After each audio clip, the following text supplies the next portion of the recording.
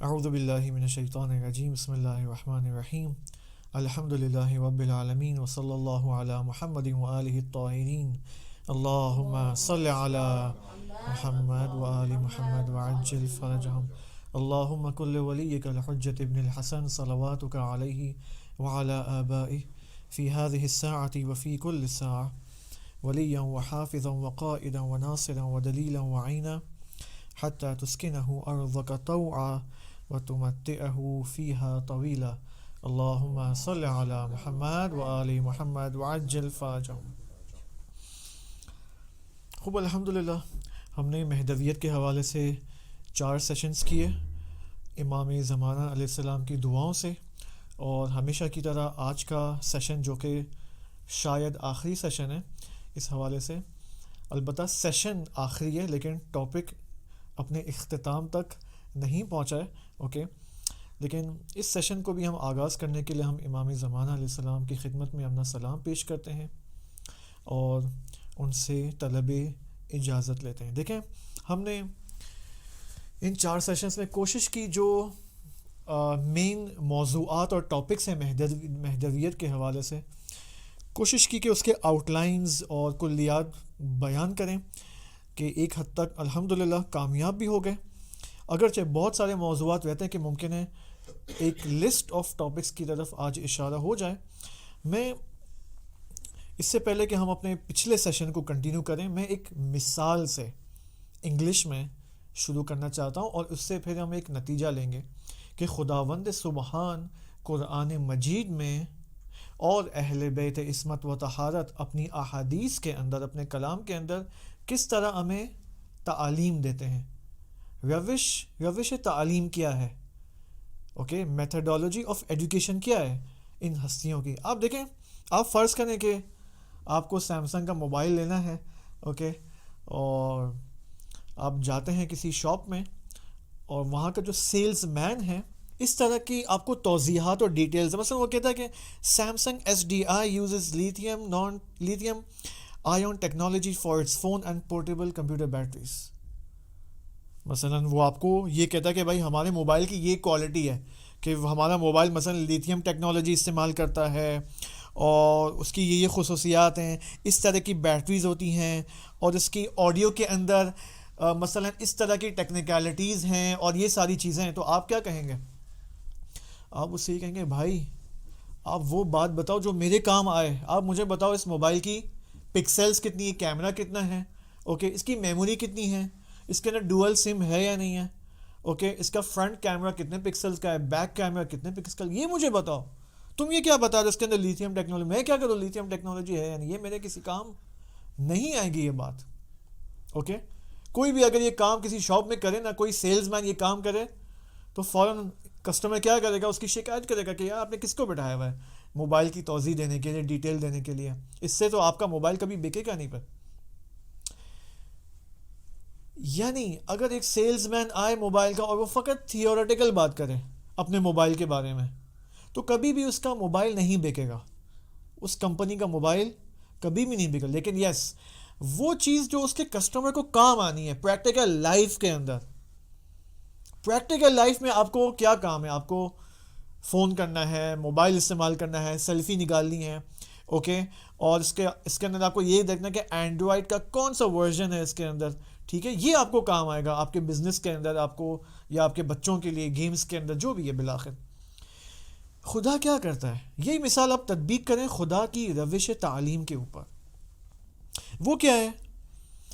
علامہ Tabatabai رحمۃ اللہ علیہ فرماتے ہیں کہ خداوند متعال نے اپنی کتاب قرآن مجید میں انبیاء کے بارے میں 2200 آیات نازل کی ہیں. ایک یہ بات علامہ فرماتے ہیں. دوسری طرف سے علامہ یہ فرماتے ہیں کہ انبیاء توحید مجسم ہے. توحید مجسم یعنی یعنی اگر آپ کو واقعا توحید مشاہدہ کرنی ہو، پریکٹیکلی مشاہدہ کرنی ہو کسی ہستی کے اندر، تو وہ نبی ہے، وہ ہے رسول، وہ ہے امام.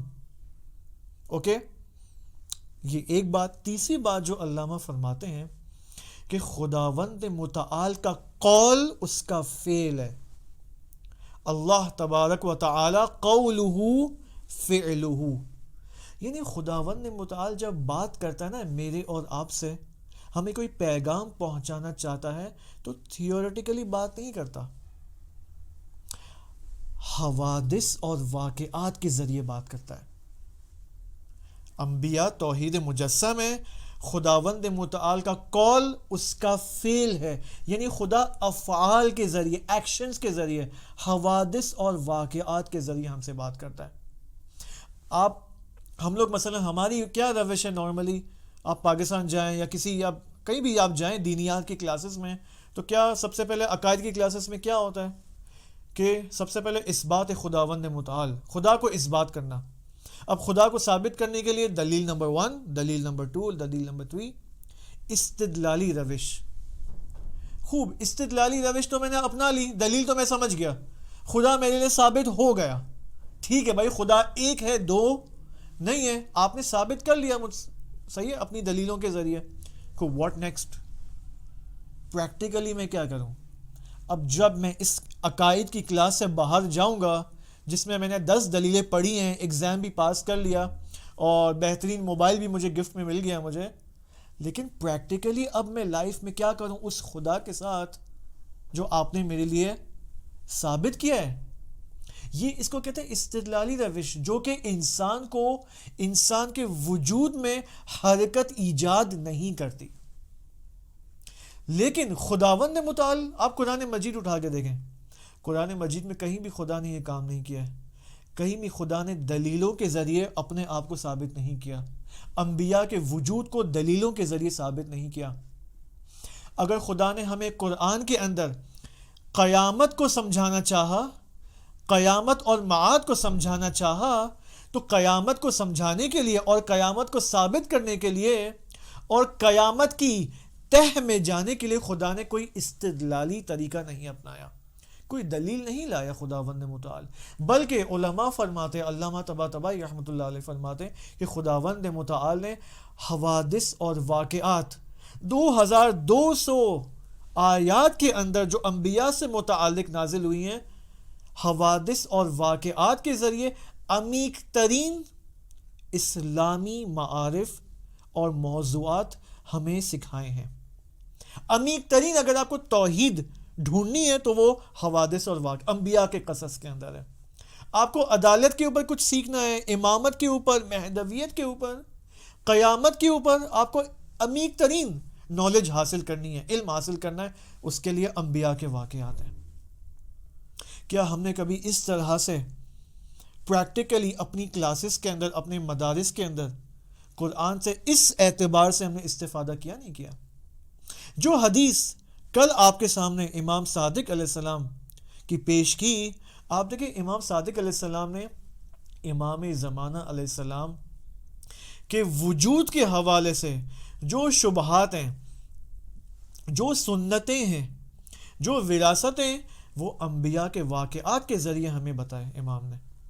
مثلا امام نے کیا کہا؟ امام علیہ السلام نے کہا کہ خداوند سبحان نے حضرت خضر علیہ السلام کو خلق کیا اور مختلف واقعات ان کی زندگی میں پیش آئے کہ ان کی پوری زندگی اس بات کی طرف ہمیں رہنمائی کرتی ہے کہ یہ زندگی در حقیقت امام زمانہ کی زندگی ہے۔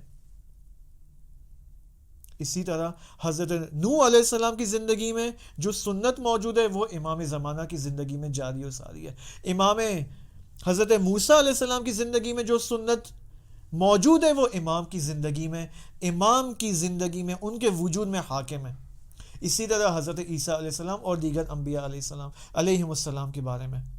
تو بس ائمہ اور اسی طرح خداوند سبحان کی یہ روش ہے کہ حوادث اور واقعات کے ذریعے عمیق ترین اسلامی معارف اور موضوعات کو ہماری جان میں اتارتے ہیں۔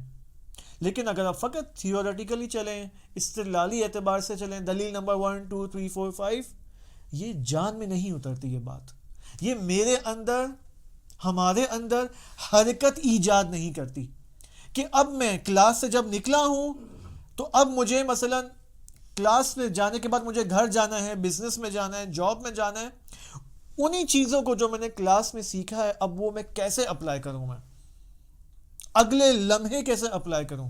یہ خداوند متعال نے یہ کام کر کے دکھایا ہے 2200 آیات انبیاء کے بارے میں نازل کر کے. جو حدیث آپ کے سامنے کل ہم نے شروع کی تھی امام زمانہ علیہ السلام کے حوالے سے، اگر آپ کو یاد ہو تو ہم نے یہ بات کی تھی کہ امام صادق علیہ السلام اللہم صلی علی محمد وآل محمد وعجل فرجہم، بہت ہی غمگینی کے اندر اور غم و اندوہ کے اندر گریہ کر رہے تھے، اور اس گریے کے اندر امام مہدی علیہ السلام سے مخاطب تھے، یا سیدی تیری غیبت نے مجھ سے میرا اندرونی سکون چھین لیا ہے. یہ امام صادق علیہ السلام کی بات تھی، عبادت تھی جو ہم نے کل پڑھی. اور پھر جو کہ راوی تھے صدیر سیرفی رحمۃ اللہ علیہ، انہوں نے مزید توضیح مانگی امام علیہ السلام سے، آ کر آپ ہمیں کچھ بتائیں جو آپ کے علم کے اندر موجود ہے، اس میں سے کچھ ہمیں بھی عطا کریں کہ کیا نالج، کیا علم رکھتے ہیں آپ اس آخری وصی کے بارے میں. پھر امام علیہ السلام نے یہاں پر فرمایا کہ ہمارے قائم کے اندر، ہمارے مہدی کے اندر 3 سنتیں موجود ہیں. ایک سنت حضرت موسیٰ علیہ السلام کی موجود ہے کہ حضرت موسیٰ کی کون سی سنت موجود ہے؟ تولد موسیٰ کی سنت امام زمانہ کے وجود میں جاری و ساری ہے. اسی طرح حضرت عیسیٰ علیہ السلام کی سنت غیبت امام زمانہ علیہ السلام کے وجود میں جاری و ساری ہے. اسی طرح حضرت نوح علیہ السلام کی سنت امام زمانہ کے وجود میں جاری و ساری ہے. اور ہم نے جو فوکس کیا تھا اس، اور حتیٰ امام صادق علیہ السلام کا بھی جو فوکس تھا اس حدیث میں، وہ حضرت نوح علیہ السلام کا واقعہ تھا. کہ حضرت نوح کا واقعہ کیا تھا؟ حضرت نوح کا واقعہ یہ تھا کہ خدا نے حضرت نوح کو مبعوث کیا. حضرت نوح نے اپنی قوم میں دعوت دینا شروع کی، تبلیغ دین کرنا شروع کیا. 300 سال تک تبلیغ دین کی.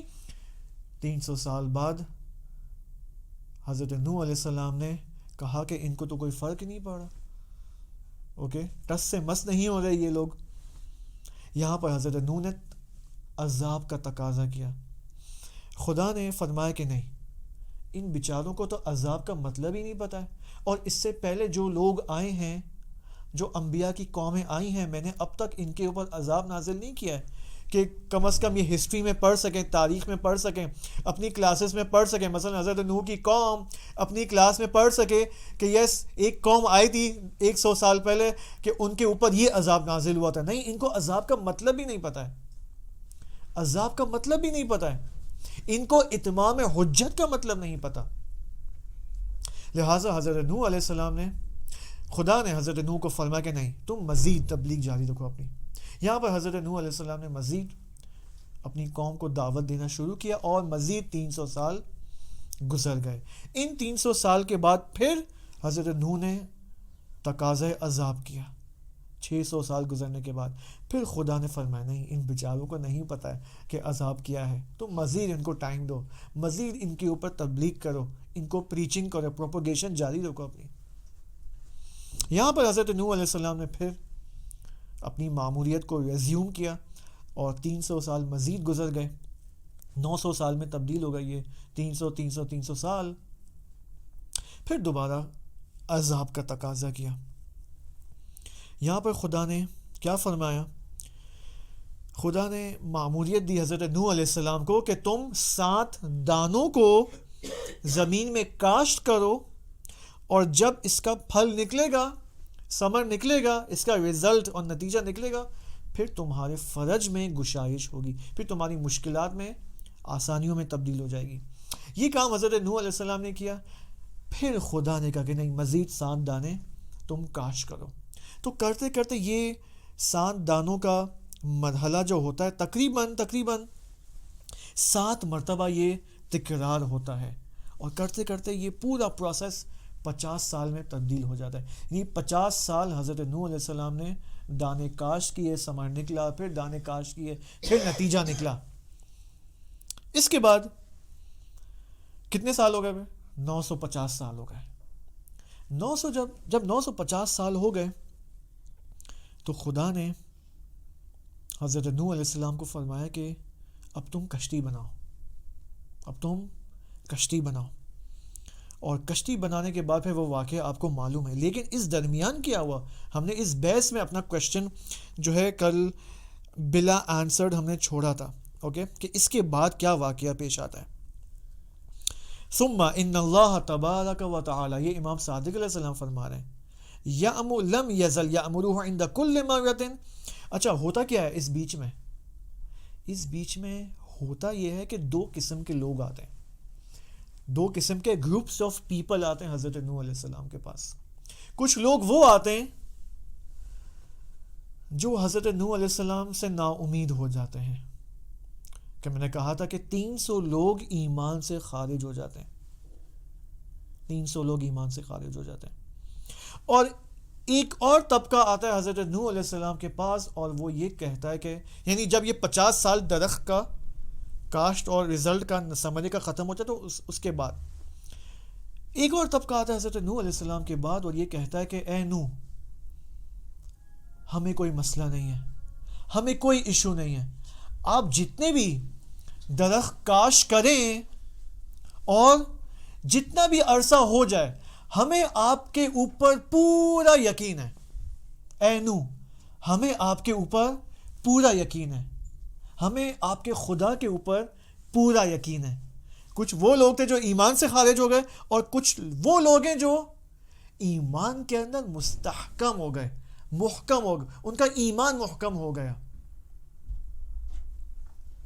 اے نوح، عذاب آئے نہ آئے ہمیں کوئی پرواہ نہیں ہے، آپ جتنی بھی اپنی قوم کو مہلت دے دیں، ہمیں کوئی ایشو نہیں ہے. السلام علیکم. السلام علیکم. السلام.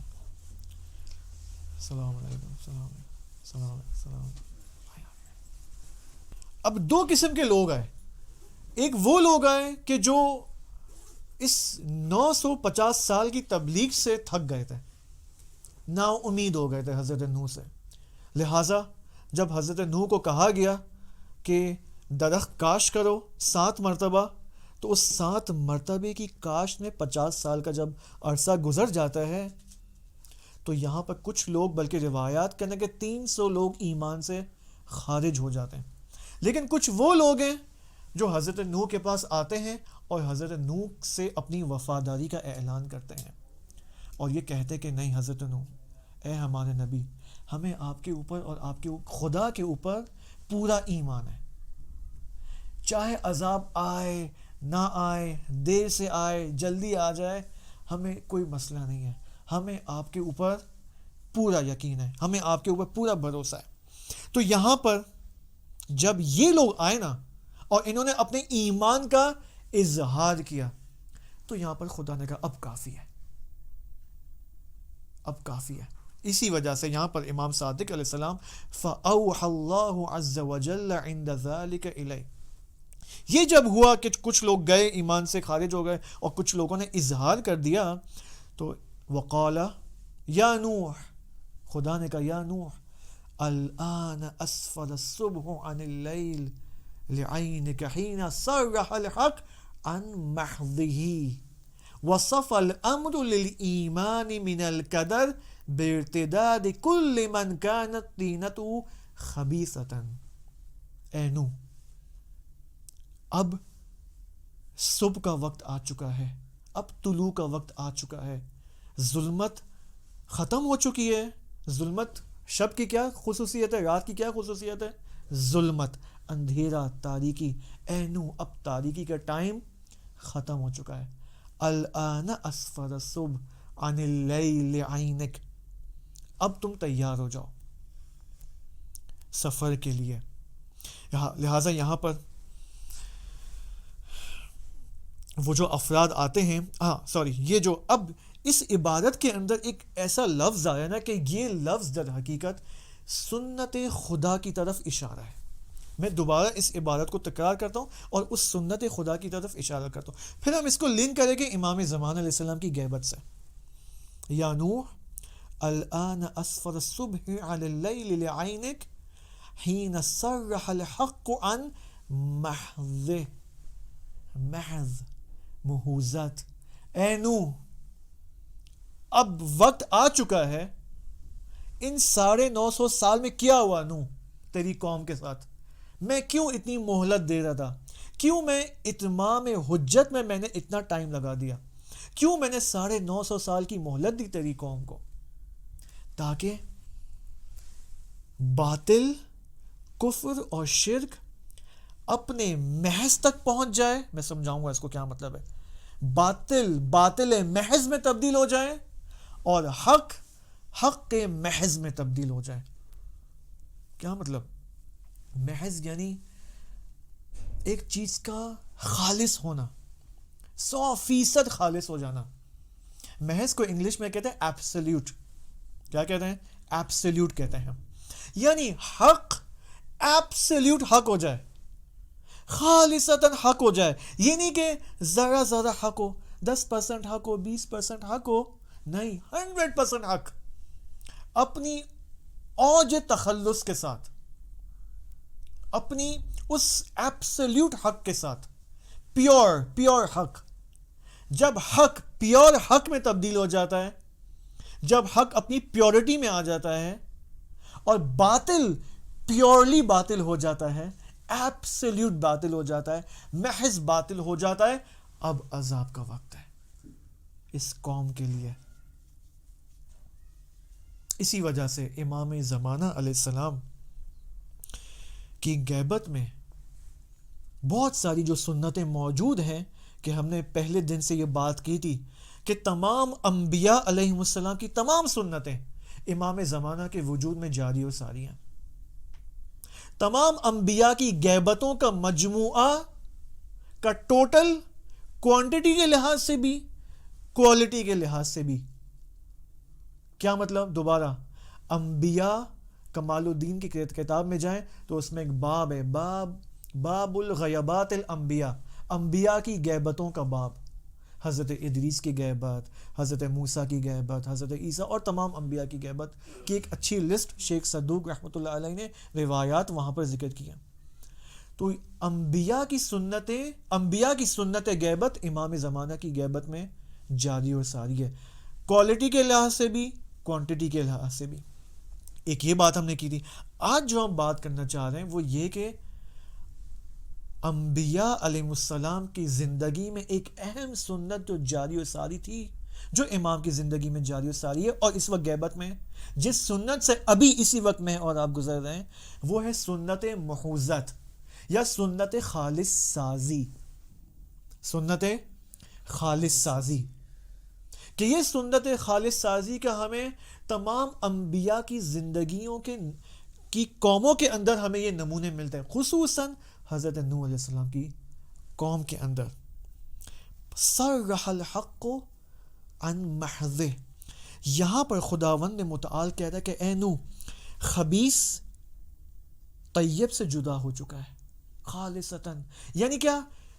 پہلے کیا تھا؟ جب خالص سازی جب نہیں تھی، جب حق خالص نہیں تھا، یعنی حق تو ویسے خالص ہے، حق تو خود خالص ہے. ہم حق کو لوگوں کے اعتبار سے بات کر رہے ہیں. خوب، لوگوں نے حق کو کتنا قبول کیا ہے، لوگوں کے اندر حق کتنا ہے، باطل کتنا ہے. آیا لوگ خالصتاً حق تک پہنچ چکے ہیں اپنے وجود کے اندر؟ یعنی حق اور باطل آپس میں مکس ہو چکے ہیں، ان کے وجود کے اندر مخلوط ہو چکے ہیں. جب خالص نہیں ہوتا ہے حق اور باطل، تو یہ ایک دوسرے کے ساتھ مخلوط ہو جاتے ہیں. یعنی اس وقت میں اور آپ، اس کو غور سے سنیں، اس وقت میں اور آپ اور جتنے بھی انسان ہیں، یا اس کو میں پہلے سے شروع کرتا ہوں، اول آدم سے لے کر الی یوم القیامہ تک، الی یوم القیامہ، خالص سازی کی حرکت جاری و ساری ہے، محض ہونے کی حرکت جاری و ساری ہے. یہ پورا جہان ہستی محض ہونے کی طرف گامزن ہے، از اول آدم سے لے کر الی یوم القیامہ. اس عالم کی حرکت ہی خدا نے ایسے بنائی ہے کہ عالم کے اندر انسان اور امتیں اور قومیں یا خالصتاً حق کی طرف جا رہی ہیں یا خالصتاً باطل کی طرف، شرک اور کفر کی طرف جا رہی ہیں. از اول آدم سے یہ حرکت جاری و ساری ہے.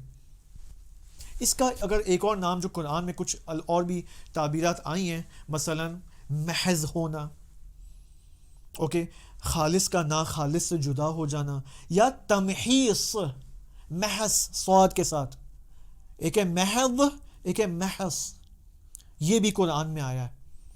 یا امیر المومنین علی علیہ السلام کی تعبیر کے مطابق نہج البلاغہ کے اندر سنت گربال غری، صحیح ہے، گربال کی جو تعبیر آئی ہے فلٹر ہونا، یہ وہی محض ہونے کی طرف اشارہ ہے. محض یعنی پاک ہو جانا. جو حق کی طرف جا رہے وہ مکمل باطل سے پاک اور صاف ہو جاتے ہیں. باطل 100% ان کے وجود میں ڈیلیٹ ہو جاتا ہے. اچھا ہوتا کیا ہے، یہ ایک ٹیکنالوجی کا ایک فائدہ کیا ہے، مثلا ہمارے لیپ ٹاپس میں کیا ہوتا ہے، اگر آپ کسی چیز کو ڈیلیٹ کرتے ہیں نا، وہ چیز کہاں جاتی ہے، ری سائیکل بن میں جاتی ہے. لیکن یہ لیپ ٹاپ بڑے کلیور ہوتے ہیں ہمارے، بعد میں یہ کہتے ہیں کہ نہیں بھائی یہ تو ری سائیکل بن کے بھی پیچھے کوئی بن ہے وہاں پہ پڑا ہوا ہے. اوکے، یعنی ری سائیکل بن میں بھی آپ کوئی چیز ڈال دیں تو وہ ڈیلیٹ ہمیشہ کے لیے نہیں ہوتی. آپ کو پھر دوبارہ کسی بیک کوئی سافٹ ویئر آپ کو استعمال کرنا ہوگا تاکہ آپ اپنے کمپیوٹر کا مکمل اس کی خالص سازی کا عمل اس کو طے کر لیں. ہمارا وجود اس سے بھی زیادہ عمیق ہے، اس لیپ ٹاپ سے بھی زیادہ عمیق ہے. ممکن ہے اس وقت میں حق کا پیروکار ہوں، نام تو لیتا ہوں حق کا، میرے موبائل کے سٹیٹس پہ بھی حق کے پیروکاروں کی تصویریں لگی ہوئی ہیں، میں مجلس بھی اس وقت حق کی پڑھ رہا ہوں. لیکن انسان کے وجود کے اندر اتنے زیادہ لیئرز ہیں، اس کو لیئر بولتے ہیں. لیئر سمجھتے ہیں نا، پیاز کیا ہوتے ہیں، پیاز کے کتنے لیئرز ہوتے ہیں، صحیح ہے. انسان کے وجود کے اندر ہزاروں لیئرز ہیں، ہزاروں لیئرز ہیں. ممکن ہے یہ جو ظاہری لیئر ہے یہ تو مکمل حق سے بھرا ہوا ہے، لیکن وہ جو 50واں لیئر ہے نا اس میں تھوڑا سا کہیں باطل ہوگا. اس وجہ سے سنت خالص سازی مہم ہے یہاں پر. خوب، یہ سنت خالص سازی کیسے محقق ہوگی؟ سوال کیسے؟ تلخ حوادث اور واقعات سے، تلخ حوادث اور واقعات سے. کیونکہ غیبت کا مقصد کیا ہے؟ اوکے، غیبت کا مقصد یہ کہ انسان اس جسمانی اور ظاہری نظام سے جو ہمیں اس وقت آنکھوں سے نظر آ رہا ہے اس سے نکلے اور عبور کرے اور اس میں الباطن اور نظام باطن میں چلا جائے. غیبت کا مقصد یہ ہے. کیونکہ ظہور کے بعد، میں کیوں تکرار کروں، کیونکہ کچھ نئے دوست بھی آئے ہیں اس وجہ سے تکرار ہو رہا ہے. ٹھیک ہے، ممکن ہے آپ کو بھی تکرار لگے جو یوٹیوب پہ سننے والے ہیں. کیونکہ ظہور کے بعد اکثر لوگوں کا جو رابطہ امام علیہ السلام کے ساتھ ہوگا وہ جسمانی رابطہ نہیں ہوگا، وہ معنوی اور روحانی رابطہ ہوگا، وہ اس نظام باطنی کے اندر رابطہ ہوگا ظہور کے بعد. خوب، اگر ظہور کے بعد یہ رابطہ ہے تو ظہور کا مقدمہ کیا ہے پھر؟ غیبت. غیبت کیا ہے؟ ظہور کا مقدمہ ہے. ہم لوگ کیا سمجھتے ہیں؟ غیبت ظہور کے سامنے رکاوٹ ہے، جبکہ غیبت احادیث، اگر آپ نے پہلے 4 سیشن سنے ہوں تو ہم نے احادیث کے ذریعے بات کی تھی کہ 2 قسم کی نعمتیں ہیں. نعمت الظاہرہ، ظاہری نعمت، الامام الظاہر. ظاہری نعمت امام علیہ السلام فرماتے ہیں امام الظاہر ہے، اور امام فرماتے ہیں نعمت الباطنہ الامام الغائب. امام فرماتے ہیں امام الغائب نعمت ہے. ہم سمجھ رہے نہیں امام نہیں ہے، امام آنکھوں سے نظر نہیں آنے تو بس ہمارا رابطہ بھی نہیں ہو سکتا. نہیں، امام یہ کہتے ہیں کہ آپ اسی نعمت باطنی یعنی اس نظام باطنی کے اندر اس نعمت باطنی اور امام غائب سے اپنا رابطہ برقرار کرو. محض شدن، محض ہونا، خالص ہونا. اسی وجہ سے قرآن کے اندر بہت ساری تعبیر آئی. مثلا قرآن کے اندر یہ تعبیر آئی ہے، بسم اللہ الرحمن الرحیم، ایک آیت کے اینڈ میں یہ آتا ہے وَإِلَىٰ رَبِّكَ الْمُنْتَهَا، ہے نا قرآن میں، یہ نہیں ہے وَإِلَىٰ رَبِّكَ الْمُنْتَهَا. منتہا یعنی انتہا، تم اپنی رب کی طرف منتہا ہو رہے ہو، اینڈ ہو رہے ہو، یعنی محض ہو رہے ہو، خالص ہو رہے ہو، یا حق کی جانب. بالآخر تمہیں اپنے رب کی طرف لوٹنا ہے، یا تم حق بن کر، خالص حق بن کر لوٹو گے یا خالص باطل بن کر لوٹو گے. یا ایک اور آیت وَإِلَى اللَّهِ ترجع الامور، ایسی کوئی یہ بھی ایک آیت ہے. یا وَإِلَى اللَّهِ الْمَصِيرُ، مصیر بھی آیا ہے. یہ سب کس چیز کی طرف اشارہ ہو رہا ہے؟ یہ اسی محض کی طرف اشارہ ہو رہا ہے. خوب، اسی کو آپ لے کے اس محض ہونے کو، خالص ہونے کو برزخ کے اندر رجعت کے اندر، ظہور اور قیامت کے اندر. برزخ میں ان لوگوں سے سوال ہوگا، غور سے سنیں، برزخ میں ان لوگوں سے سوال ہوگا، سوالات قبر، من ربک، من امامک، من نبیک، کس سے سوال ہوگا؟ جو اس دنیا سے محض ہو کر چلے گئے، جو جب حالت احتضار میں گئے ہیں، بستر مرگ پر لیٹے ہوئے ہیں، اور خالصتاً یا حق ہو چکے ہیں یا باطل ہو چکے ہیں، ان سے سوالات قبر ہوں گے. لیکن جو مثلا جس کے وجود میں 50% حق ہے اور 50% باطل ہے، ان سے سوالات قبر نہیں ہوں گے. تو کیا ان لوگوں کو آزاد چھوڑ دیں گے؟ نہیں. برزخ میں ان کو اور دیگر عوالم کے اندر شاید، لیکن مینلی برزخ کے اندر ان کو مختلف مشکلات اور امتحانات اور ابتلاءات سے، برزخ کی بات کر رہا ہوں میں، گزارا جائے گا تاکہ یہ خالص بن جائے حق کی طرف. لیکن میں ایک امیدوارانہ بات کرنا چاہتا ہوں، خوشخبری آپ سب کو دینا چاہتا ہوں. وہ کیا ہے؟ وہ یہ ہے کہ روایات کے اندر ہے، جس انسان کے اندر ذرہ سا ایمان ہوا، ذرہ کا مطلب کیا ہوتا ہے؟ ذرہ یعنی ذرہ، واقعہ ذرہ ہوتا ہے. جس کے اندر ذرہ برابر ایمان ہوا نا، وہ نجات پا جائے گا، وہ برزخ میں نجات پا جائے گا. لیکن اس کو برزخ میں مختلف امتحانات سے، مشکلات سے گزرنا ہوگا تاکہ اس کا وجود خالص بن جائے، خالص حق بن جائے. اب نہیں پتا برزخ میں کتنے ہزار سال لگتے ہیں، تب یہ خالص حق بن جائے گا. صحیح ہے نا؟ لیکن جس کے برابر میں، ظاہر سی بات ہے، جس کے اندر ایک ذرہ سا بھی ایمان نہیں ہوا، وہ پھر اہل نجات نہیں ہے. بس ایک قاعدہ ہم یہاں سے لے سکتے ہیں. قاعدہ یہ ہے، عرفاء اور علماء فرماتے ہیں کہ اکثر مومنین، اکثر مسلمان اہل نجات ہیں. اکثر مسلمان اہل نجات ہیں. اصل اور قاعدہ اور اساس اس عالم ہستی کی نجات کے اوپر ہے. کیوں نجات کے اوپر ہے؟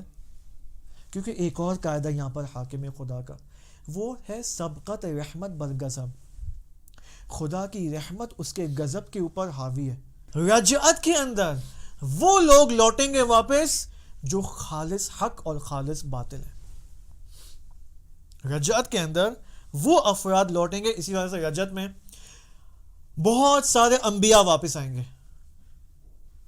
تمام ائمہ ہدا علیہ السلام واپس آئیں گے، ائمہ ہدا علیہ السلام کے بہت سارے صحابی واپس آئیں گے. مثلا جہاں تک مجھے یاد ہے، میں نے روایت میں پڑھا تھا کہ مالک اشتر بھی آئیں گے واپس. یہ تو سعادت کی جانب افراد ہیں، ہستیاں ہیں. جو شقاوت کی جانب افراد اور ہستیاں ہیں اور لوگ ہیں، وہ بھی واپس آئیں گے. کیا مطلب شقاوت کی جانب جو لوگ ہیں؟ یعنی وہ جو محض باطل ہو چکے نا، وہ بھی واپس آئیں گے رجعت میں. قیامت میں کیا ہوگا؟ قیامت میں در حقیقت قیامت میں کیا ہے؟ حساب و کتاب و جہنم. کون لوگ جنت و جہنم جائیں؟ کون جنت جائے گا؟ جو محض حق بن چکا ہے، جس کا وجود محض حق ہے. کون جہنم جائے گا؟ جس کا وجود محض باطل ہے. جنت و جہنم کے درمیان کوئی بیچ کا راستہ نہیں ہے، یا محض حق یا محض باطل. یعنی ایسا نہیں کہ قیامت کے اندر کچھ لوگ ایسے ہوں گے جو تھوڑے باطل ہوں گے، تھوڑے حق ہوں گے. نہیں، وہ جو تھوڑے باطل کا ہونا، تھوڑے حق کا ہونا، یہ برزخ کے اندر ان کو مکمل بنا دیا جائے گا. پھر جائیں گے قیامت کے اندر. بس قیامت کے اندر جو ساری امتیں ہوں گی، جو سارے لوگ ہوں گے، افراد ہوں گے، اوکے، وہ یا محض حق ہوں گے، خالص حق ہوں گے، یا خالص باطل ہوں گے. اس لیے یا جنت جائیں گے یا جہنم جائیں گے.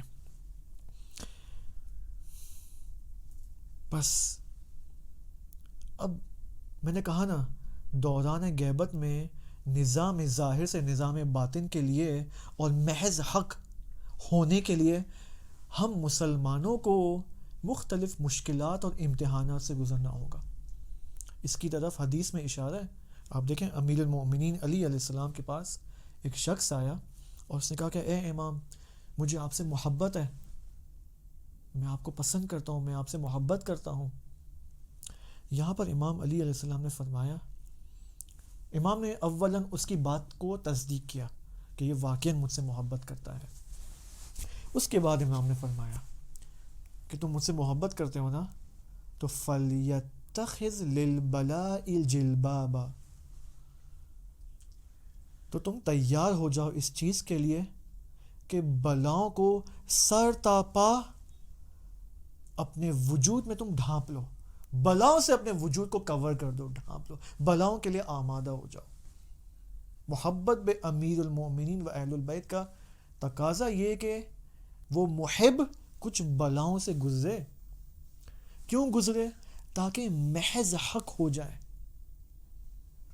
کیونکہ انسان کا مقصد اس دنیا میں کون ہے؟ امام معصوم، وہ انسان کامل کی جانب حرکت کرنا انسان کا، میرا اور آپ کا مقصد ہے. اگر ہم چاہتے ہیں کہ آج امام زمانہ علیہ السلام کی جانب حرکت کریں تاکہ امام میرا ہاتھ پکڑ کر مجھے اس منزل مقصود تک پہنچائیں، اس کے لیے کچھ ابتلاءات اور مشکلات سے گزرنا ہوگا. اب سمجھ میں آیا ہمیں کہ کیوں دنیا میں اس قدر مشکلات ہیں. صحیح ہے. البتہ مشکلات میں ابھی اضافہ ہو گیا زیادہ، مطلب مشکلات اور امتحانات پہلے سے ہیں، لیکن اب ان مشکلات میں شدت آ چکی ہے. یہ اسی وجہ سے، تاکہ کچھ لوگ محض خالص حق بن جائیں، پیروکار امام بن جائیں، اور کچھ لوگ خالصتاً مقابل آ جائیں امام کے. اچھا، اگر ایسا ہو سکتا ہے، ممکن ہے آپ کوئی سوال کریں یہاں پر.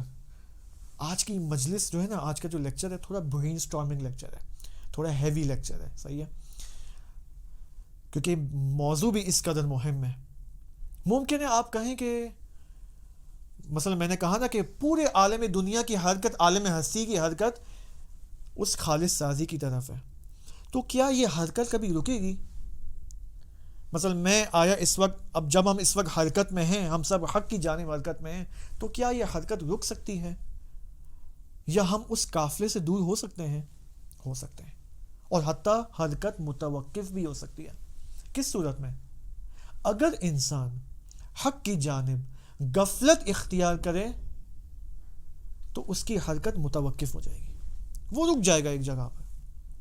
لیکن اگر انسان گناہ کرے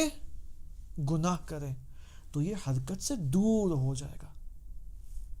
وہ ایک دم جا رہا تھا، ماشاءاللہ خدا نے اس کو توفیق دی، رجب، شعبان اور رمضان، عبادتیں، مستحبات، سب کچھ، لیکن اچانک شیطان کے وسوسے میں آ کر ماہ رمضان کے اندر اس نے مثلا گناہوں میں مشغول ہو گیا. تو کیا ہوگا؟ یہ در حقیقت اب یوں جا رہا تھا نا حق کی جانب، اب دوبارہ پیچھے جا رہا ہوگا. لیکن اگر انسان گناہ نہ کرے، خوب گناہ نہ کرنا تو بہت اچھی بات ہے، لیکن غفلت کرنا بھی اچھی بات نہیں ہے. غفلت یعنی توقف، ریڈ سگنل، ٹھہر جاؤ، ٹھہرنا. یہ غفلت بھی انسان کو اس منزل تک نہیں پہنچائے گی، خالص سازی تک. خوب اگر انسان اسی غفلت میں اور اسی گناہ میں اس کی موت واقع ہو جائے، PCR ٹیسٹ پازیٹیو آ جائے، خوب سانس پھولنے لگ جائے، سب کچھ ہو جائے ٹھیک ہے، اور دنیا سے چلا جائے، تو کیا ہوگا پھر؟ اس سے سوال اور جواب نہیں ہوگا. لیکن کیا ہوگا اس کے ساتھ؟ اس کو برزخ کے اندر، عالم برزخ کے اندر امتحانات اور ابتلاءات سے اور مشکلات سے گزارا جائے گا، تاکہ وہ اس انکمپلیٹ سفر کو، انکمپلیٹ ڈاؤن لوڈ کو کمپلیٹ کر لے اپنے وجود میں. یہ جو محض ہونا ہے، یہ حتیٰ اس کو آپ دو نگاہ سے دیکھ سکتے ہیں، حتیٰ فردی اور انڈیویجول نگاہ سے بھی دیکھ سکتے ہیں، اور حتیٰ سوسائٹل نگاہ سے بھی دیکھ سکتے ہیں، اجتماعی اور معاشرتی نگاہ سے. یعنی ایک پورا معاشرہ محض اور خالص ہونے کی طرف جا رہا ہے، یا خالص پورا معاشرہ سعادت کی جانب خالص ہو رہا ہے، یا پورا معاشرہ شقاوت کی جانب خالص ہو رہا ہے.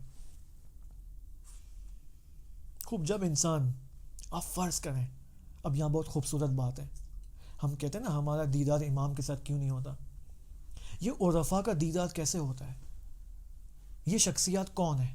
یہ وہ شخصیات ہیں جو اپنی زندگی میں محض ہو جاتی ہیں، پیور حق بن جاتی ہیں یہ، اور لہٰذا ان کی ملاقاتیں امام سے ہو جاتی ہے، لیکن جسمانی ملاقات نہیں ہوتی ہے، اس نظام معنوی کے اندر ملاقات ہوتی ہے امام زمانہ علیہ السلام سے. لہٰذا علماء فرماتے ہیں کہ اب اس کو غور سے سنیں کہ فرج شخصی فرج ممکن ہے. امام زمانہ کے دو قسم کے فرج ہیں. ایک وہ فرج ہے جو کہ عمومی ہے. کیا مطلب؟ ایک وہ ظہور ہے جو کہ عمومی ہے، یعنی جب ظہور ہوگا امام زمانہ کا تو سارے لوگ دنیا کے امام کو دیکھیں گے. خوب، یہ کیا ہے؟ فرج عمومی، ظہور عمومی. لیکن ایک ہے فرج شخصی، ظہور شخصی. ظہور شخصی اور فرج شخصی کا راستہ سب کے لیے کھلا ہوا ہے، کسی کے لیے بند نہیں ہے یہ. کیوں؟ کیونکہ میں اور آپ اگرچہ ممکن ہے دشمنوں کی تعداد زیادہ ہو اور ظہور کے سامنے رکاوٹیں زیادہ ہوں ظہور عمومی کی جانب، لیکن ظہور اور فردی طور پر حرکت کرنا اس محض سعادت کی جانب، اس میں تو کوئی رکاوٹ نہیں ہے. کوئی رکاوٹ ہے؟ کوئی رکاوٹ نہیں ہے. آپ کو کسی نے روکا نماز شب پڑھنے سے؟ کسی نے آپ کو روکا ہے عبادات؟ نہیں، کسی نے نہیں روکا آپ کو. حرکت بسو یہ سعادت، یہ آپ کے لیے پرسنل لیول پر ممکن ہے، لہٰذا پرسنل لیول پر ظہور آپ کے لیے ممکن ہے. جس طرح بہت سارے عرفاء کے لیے یہ چیز امپلیمنٹ ہو چکی تھی، ان کے لیے ظہور محقق ہو چکا تھا، ان کے لیے امام غائب نہیں تھے، ان کے لیے امام غائب نہیں تھے. اس سے بھی اچھی بات بتاؤں، اگر ان کیس، اگر خدا نخواستہ ہم اپنی زندگی میں ہم نے جو کوتاہی کی اور اس محض حق کی جانب ہم نہیں بڑھے اور موت سے پہلے محض نہیں ہوئے، پھر بھی ظہور ہوگا ہمارے لیے. کیوں؟ کیسے؟ کیونکہ روایات کے اندر ہے کہ جو شخص حالت احتضار میں جاتا ہے، حالت احتضار کی نہیں دنی معلوم ہے نا، حالت احتضار وہ حالت ہے جب ملک الموت انسان کے قریب آ جاتا ہے اور وہ شخص میت بننے والی ہے، وہ شخص بستر موت کے اوپر لیٹا ہوا ہے اور اس کے رشتہ دار اس کے ارد گرد جمع ہیں اور یہ ان کو وصیتیں کر رہا ہے اور آہستہ آہستہ اس کے حواس خمسہ اس سے لے لیے جا رہے ہیں. ٹھیک ہے، آہستہ آہستہ اس کے برزخی آنکھیں کھلتی جا رہی ہیں. اس کو کہتے ہیں حالت احتضار. روایت کے اندر ہے کہ حالت احتضار کے اندر انسان مومن ہو یا کافر، مومن ہو یا کافر، سب کے سب حالت احتضار میں چہاردہ معصومین کو دیکھیں گے، چہاردہ معصومین کو دیکھیں گے. اب کچھ لوگ جب چہاردہ معصومین کو دیکھیں گے جن کے اندر بغض اہل البیت ہوا یا جو محض باطل کی طرف انہوں نے حرکت کی ہوئی ہوگی یا محض باطل بن چکے ہوں گے، وہ بغض اہل البیت کے ساتھ اس دنیا سے جائے گا. لیکن جس کے اندر ذرہ برابر ایمان ہوا اور اس کی زندگی کے اندر زیادہ گناہ نہیں ہوئے، اس نے توبہ بھی کی ہوئی ہوگی انشاءاللہ، تو وہ محبت بے اہل البیت کے ساتھ دنیا سے جائے گا اور وہ نجات کے ساتھ جائے گا دنیا سے. اور پھر برزخ کے اندر اس کی حرکت بسوئے محض شدن شروع ہو جائے گی، وہ جو اس نے سفر انکمپلیٹ یہاں پر چھوڑا تھا. لہٰذا ہم سب کا مقصد امام معصوم کی جانب ہے. اب اس روایت کا جو آخری پیس ہے وہ میں بیان کرتا ہوں اور اپنا سیشن یہاں پر اینڈ کرتے ہیں. جب 300 افراد خارج ہو گئے ایمان سے اور کچھ لوگ انہوں نے اپنی ایمان کا مظاہرہ کیا، تو یہاں پر خدا نے کہا نہیں، اب کافی ہے، اب عذاب نازل ہو جائے گا. اے نوح وَاصْنَعِ الْفُلْكَ بِأَعْيُنِنَا، کشتی بنانے کا حکم. پھر یہاں پر میں نے آپ کو کیا کہا تھا، شروع میں آپ لوگ نہیں آئے تھے، میں نے کہا تھا کہ خداوند سبحان کی قرآن مجید کے اندر اور ائمہ ہدیٰ علیہ السلام کی روش اور میتھڈالوجی احادیث اور ان کے کلام کے اندر کیا ہے، ہمیں تعلیم دینے کی روش کیا ہے، حوادث اور واقعات کے ذریعے ہمیں تعلیم دے رہے ہیں. یہاں پر امام صادق علیہ السلام ہمیں انبیاء کے واقعات کے ذریعے ہمیں کس کی تعلیم دے رہے ہیں؟ امام زمانہ علیہ السلام کی جانب ہمیں رہنمائی کر رہے ہیں. یہ جو واقعہ حضرت موسیٰ حضرت عیسیٰ اور حضرت نوح کا جب امام نے ان 3 سنتوں کو بتایا جو ان 3 نبیوں کی زندگی میں جاری تھی، اور یہ تینوں سنتیں امام زمانہ کی زندگی میں جاری و ساری ہے، اب امام علیہ السلام فرماتے قال صادق علیہ السلام وَكَذَلِكَ الْقَائِمِ، اسی طرح ہمارا قائم بھی ہے، ہمارے مہدی کی زندگی بھی اسی طرح ہے۔ فَإِنَّهُ تَمْتَدُّ أَيَّامُ غَيْبَتِهِ، اس کی غیبت اتنی طولانی ہوگی کہ لِيُصَرِّحَ الْحَقُّ عَنْ مَحْضِهِ، محض کا لفظ آیا نا اس بار، لِيُصَرِّحَ الْحَقُّ عَنْ مَحْضِهِ، تاکہ حق محض ہو جائے۔ اس قدر طولانی غیبت ہوگی کہ لوگ شکوک اور شبہات کا شکار ہو جائیں گے کہ یہ تو اب تک پیدا نہیں ہوا ہے، اگر ہوا ہوتا تو اب تک آ چکا ہوتا۔ اس قدر اس کی غیبت طولانی ہوگی کہ لوگ شک میں مبتلا ہو جائیں گے۔ البتہ کون لوگ شک میں مبتلا ہو جائیں گے؟ جو یا تو غفلت کے اندر اپنی زندگی گزار رہے ہیں یا گناہوں کے اندر اپنی زندگی گزار رہے ہیں۔ وَيَصْفُ الْإِيمَانُ مِنَ الْقَدْرِ بِارْتِدَادِ كُلِّ مَنْ كَانَتْ طِينَتُهُ خَبِيثَةً مِنَ الشِّيَعَةِ الَّذِينَ يُخْشَى عَلَيْهِمُ النِّفَاقُ، جس کے اندر یہ شک ہوتا ہے نا، جس کے اندر یہ پرابلم ہوتی ہے، امام کہہ رہے ہیں کہ اس کے اندر پہلے نفاق موجود تھا، منافقت موجود تھی۔ ہم فقط منافق کو وہ مت سمجھیں جو سورہ منافقون میں نازل ان افراد کے بارے میں آیات نازل ہوئی ہیں، نہیں، میں نے کہا نا انسان کے وجود کے بہت زیادہ لیئرز موجود ہیں۔ انسان جب عمل انجام، ابھی آپ کون سا عمل انجام دے رہے ہیں؟ آپ مجھے سن رہے ہیں، یہ آپ کا عمل ہے یا نہیں ہے؟ میں بول رہا ہوں، اوکے، یہ سب ہم اپنا عمل انجام، اب ہمیں یہ دیکھنا ہوگا کہ یہ عمل میرے وجود کے کون سے لیئر سے صادر ہو رہا ہے۔ کیا پتا ایک ایسے لیئر سے صادر ہو رہا ہو، 70واں لیئر، 80 لیئر، 80th لیئر، کہ جس کے اندر تھوڑا سا نفاق موجود ہو اور مجھے خود نہیں معلوم ہو، کیا پتا۔ اسی وجہ سے تو یہ ایام عبادات ہیں، رجب، شعبان اور رمضان۔ کیوں کہا گیا ہے کہ شعبان کے اندر نبی اکرم صلی اللہ علیہ وآلہ وسلم کی ذات مبارک کے اوپر زیادہ سے زیادہ درود پڑھو، اللہم صلی علی محمد وآل محمد۔ کیوں؟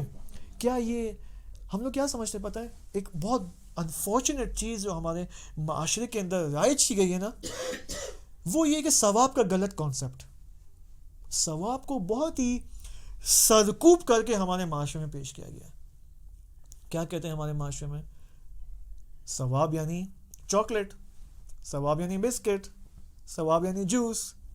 یعنی جب ایک ماں اپنے 2 سال یا 3 سال کے بیٹے کو کھانا کھلانا چاہتی ہے اور وہ ضد کرتا ہے کہ مجھے نہیں کھانا ہے، اوکے، اب ماں کو پتہ ہے کہ یہ میرا بیٹا کھانا نہیں کھائے گا تو کیا ہوگا؟ اس کا جسم کمزور ہو جائے گا، اس کی رشد نہیں ہوگی، یہ بڑا نہیں ہوگا، یہ جسمانی اعتبار سے۔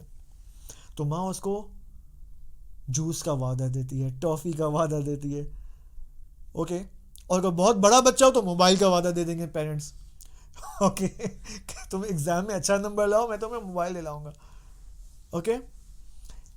اب بعض افراد اس چیز کو تعبیر کرتے ہیں ثواب سے کہ یہ ثواب یہی ہے، بس اٹریکشن، جذابیت کے لیے۔ یعنی امام علیہ السلام نے فرمایا کہ شعبان میں تم یہ نمازیں پڑھو، تم صلوات زیادہ پڑھو، 70 دفعہ استغفار کرو، یہ فقط کیا ہے؟ اٹریکشن ہے، جذابیت ہے، تاکہ تم دین کی طرف آ جاؤ، تاکہ تم مسلط پہ بیٹھ جاؤ۔ جبکہ نہیں، ہمارے عرفاء کے نزدیک ثواب کا یہ معنی اصلاً نہیں ہے۔ ثواب، اب میں کہہ دیتا ہوں، گزر جاؤں گا اس سے۔ ثواب دیکھیں، خدا نے یہ جو عالم ہستی بنائی نا، عالم ہستی سے مراد میری فقط یہ گیلیکسی سسٹم نہیں ہے، عالم ہستی سے مراد اس دنیا کا بھی عالم مراد ہے، عالم برزخ، عالم ملکوت، عالم عقل، سارے عوالم مراد ہیں، یہ سب عالم ہستی ہے۔ اس عالم ہستی کے اندر بہت سارے قواعد جاری و ساری ہیں، اسی وقت قواعد جاری و ساری ہیں۔ ان میں سے ایک قاعدہ ثواب ہے۔ ثواب کیا ہے؟ اس عالم ہستی کے قواعد میں سے ایک قاعدہ ہے، اور اس قاعدہ کا نام کیا ہے؟ عرفا فرماتے ہیں علامہ حسن زادہ عاملی رحمۃ اللہ علیہ، ان کے شاگردان یہ بات، ثواب یعنی کیفیات معنوی، معنوی حالات. کبھی انسان کو ہوتا ہے نا کہ ایک معنوی حالت تاری ہوتی ہے، حرم کے اندر، کسی نماز کے اندر، جوشن کبیر کے اندر، یہ معنوی حالت کیا ہے؟ علماء فرماتے ہیں، عرفاء فرماتے ہیں ثواب، یہ اسی ثواب ہے.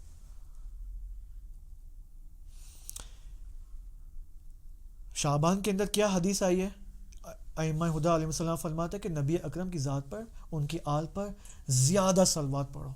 مثلا کل بھی میں نے مثال دی تھی، اب یہاں سے آپ گھر جائیں گے واپس، کتنا ٹائم لگے گا؟ 15-20 منٹ لگیں گے. راستے میں پڑھیں اللہم صلی علی محمد و علی محمد، اللہم صلی علی محمد و علی محمد، اللہم صلی علی محمد و علی محمد. یہ بھائی میں اپنی طرف سے نہیں کہہ رہا ہوں، یہ ایک استاد کی جانب سے کہہ رہا ہوں جو آیت اللہ بہجت کے شاگرد رہ چکے ہیں، کہ آپ یہ کام کرو. اگر روایت میں آیا ہے کہ صلوات پڑھو تو پڑھو. کیوں؟ اس سے تم اسی خالص حق کی جانب تم بڑھو گے، اور اس معنوی کیفیات میں، اس معنوی عالم میں. اور جو غیبت کا مقصد ہے نظام ظاہری سے نظام باطنی میں جانا، یہ صلواتیں، یہ عبادات، یہ تمہیں اس میں کمک کرے گا، مدد کرے گا تمہاری. صحیح ہے؟ لہٰذا اب یہاں پر حکم بہت، اب نفاق سے ہم نے بات شروع کی تھی، بات یہاں تک پہنچ گئی صلوات تک. ٹھیک ہے نا؟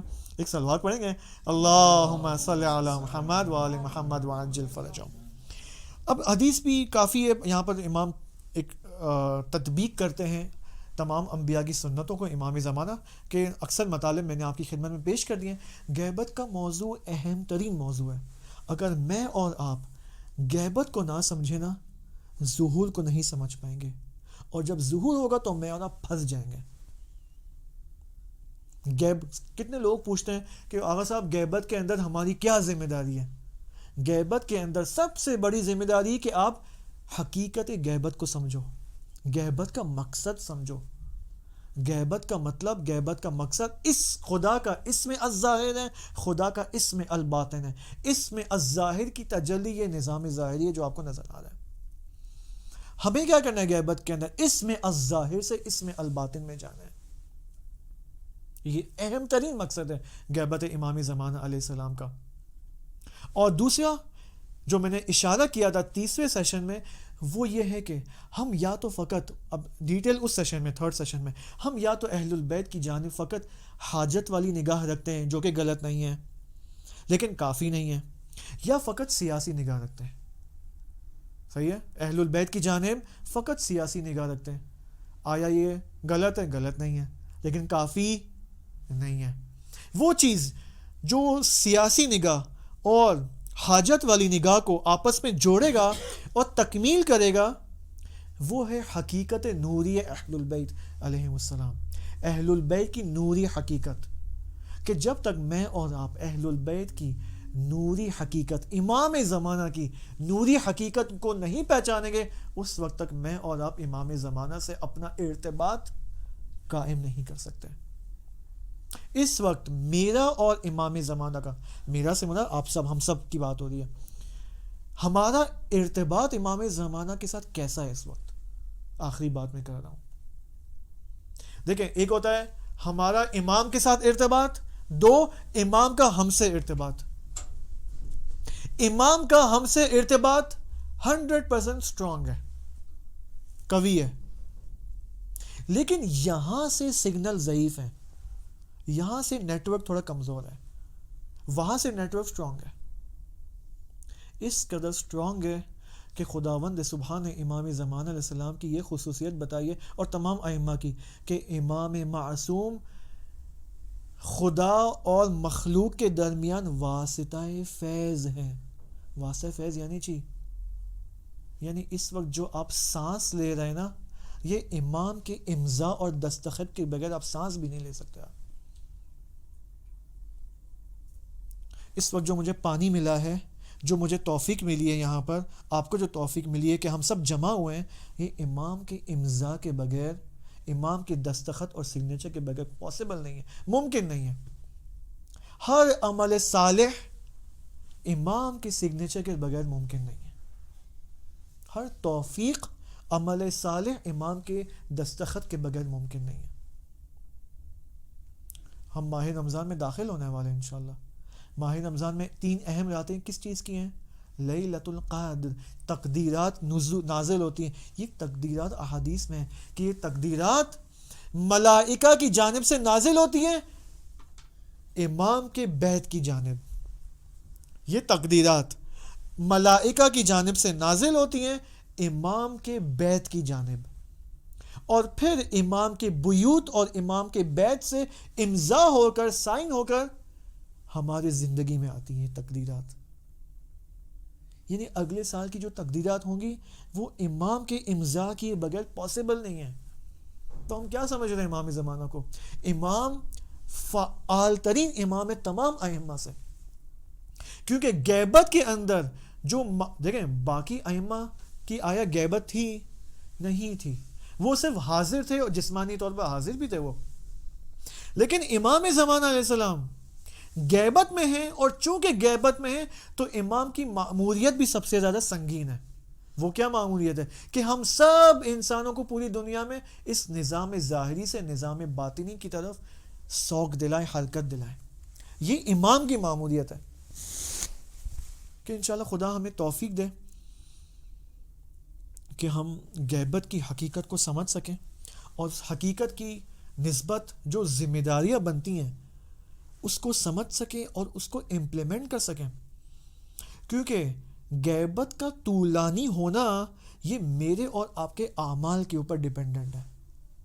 خود غیبت سنت خدا ہے، خود غیبت سنت خدا ہے، لیکن طول الغیبہ، طولانی ہونا غیبت کا، یہ میرے اور آپ کے عمل کے اوپر ڈیپینڈ کرتا ہے.